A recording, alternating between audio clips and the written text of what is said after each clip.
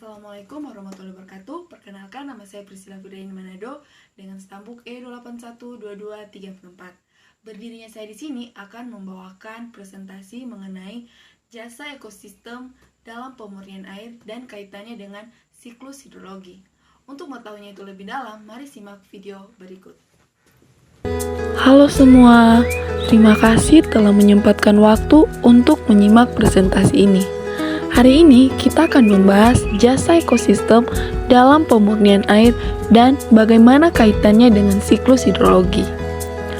Tahukah kalian bahwa air yang kita minum dan gunakan setiap hari sangat bergantung pada kerja ekosistem alami? Kalau kalian belum mengetahuinya, mari kita pelajari lebih dalam peran penting alam dalam menjaga air tetap bersih. Tahukah kamu, jasa ekosistem pemurnian air adalah kemampuan alami lingkungan seperti hutan, lahan basah, dan tanah untuk membersihkan air dari polutan.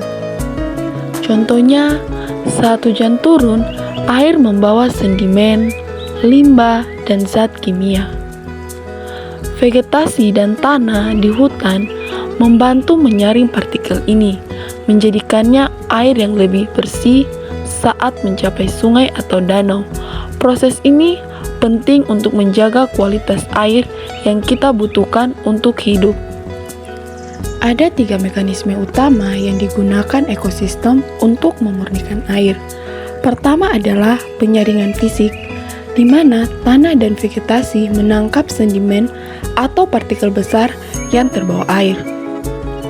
Kedua adalah proses kimiawi, di mana mikroorganisme dalam tanah mengurai bahan-bahan berbahaya seperti nitrat atau fosfat yang sering berasal dari pupuk atau limbah. Ketiga adalah penyerapan biologis, di mana tumbuhan menyerap zat beracun seperti logam berat. Semua ini terjadi secara alami tanpa memerlukan teknologi manusia. Siklus hidrologi adalah perputaran air di bumi yang melibatkan penguapan, kondensasi, presipitasi, aliran permukaan, dan infiltrasi. Ekosistem memiliki peran vital dalam memastikan bahwa air tetap bersih dan mengalir dengan baik melalui proses-proses ini. Tahapan terjadinya siklus hidrologi yang pertama, penguapan dan transpirasi. Penguapan adalah proses di mana air dari permukaan bumi seperti laut, danau, sungai, atau permukaan tanah menguap ke atmosfer karena panas matahari. Selain itu, tumbuhan juga melepaskan air ke udara melalui proses disebut transpirasi.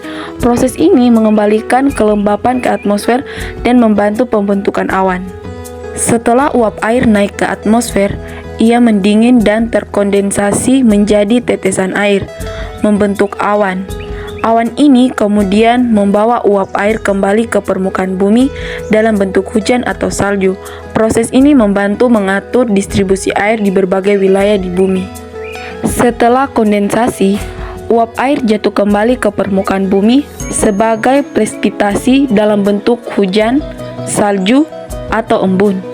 Air hujan ini mengalir melalui permukaan tanah menuju sungai atau danau. Sebagian air akan meresap ke dalam tanah melalui proses infiltrasi. Infiltrasi adalah proses di mana air hujan meresap ke dalam tanah dan disaring oleh lapisan tanah. Tanah yang kaya akan bahan organik bersama dengan akar tumbuhan membantu menyaring polutan yang ada dalam air. Air yang meresap akan mengisi cadangan air tanah yang akan digunakan lagi di masa depan. Jasa ekosistem dalam memurnikan air memberikan manfaat besar bagi kehidupan manusia dan lingkungan.